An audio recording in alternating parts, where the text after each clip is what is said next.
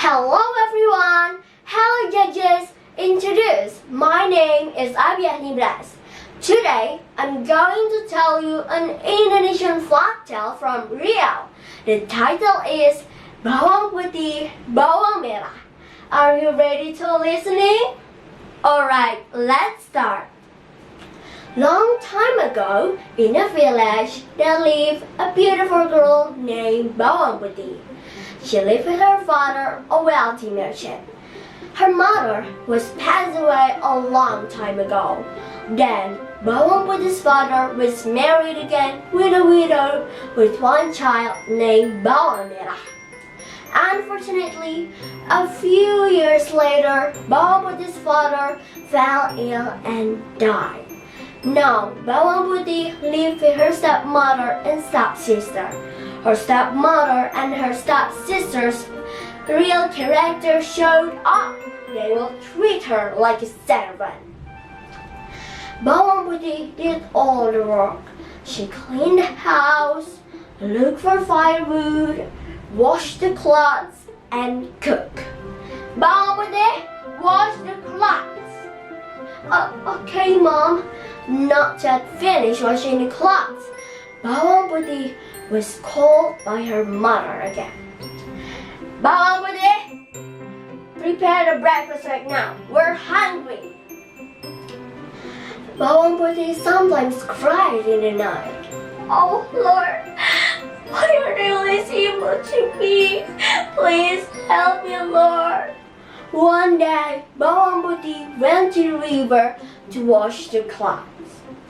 She was sleepy, hungry, and her body was weak. She didn't realize that her mother's favorite scarf had washed away. So she ran along the river. She used a stick to retrieve the scarf. However, the water flowed too fast. The river ended in a wooded house. Bawang Putih knocked the door and found an old grandmother there. Excuse me, Grandma, did you find my mother's red scarf? Oh, hi dear, let's go in. What's your name? My name is Bawang Putih, Grandma.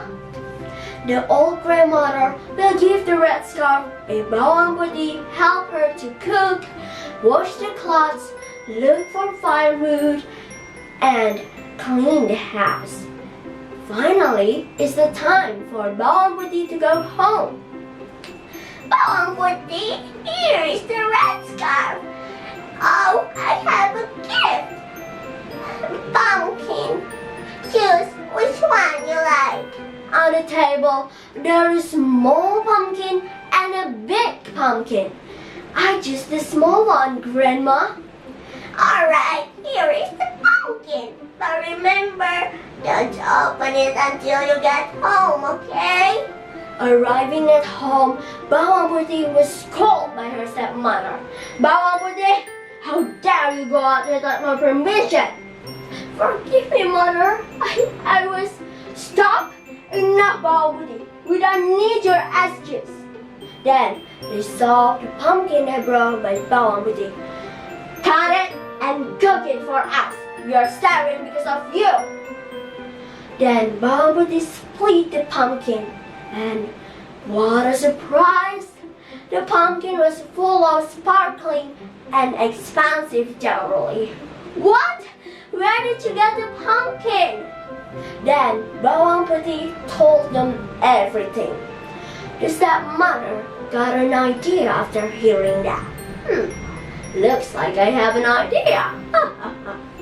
The next day, Bawang Merah and the stepmother went to the river to wash the clothes. They deliberately washed away the red scarf.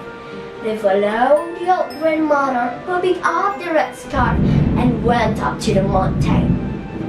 They knocked the door and they pretended to be sad. Dear Grandma, did you find my mother's red scarf? Oh, yes, dear.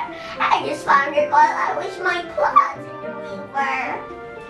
Just like Bobby, the old grandmother will give the red scarf if they help them to cook, wash the clothes, look for firewood, and clean the house.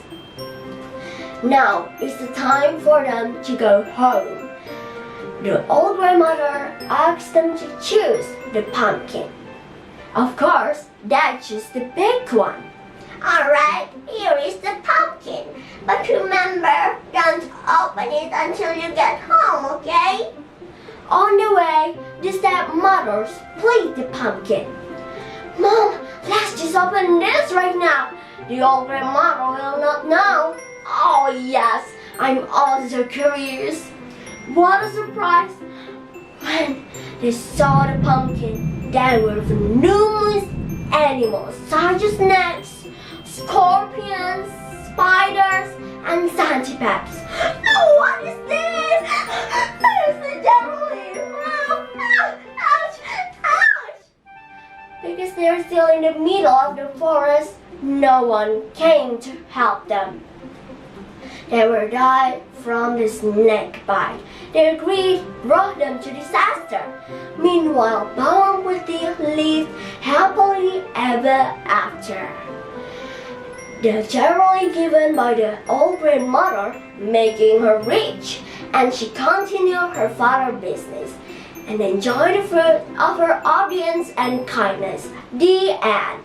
So, the moral of this story is, the good people will be rewarded of their goodness, and the people who do rude and greedy just like Meta and his stepmother will get disaster. So, that's all for the story. Thank you for listening. Bye!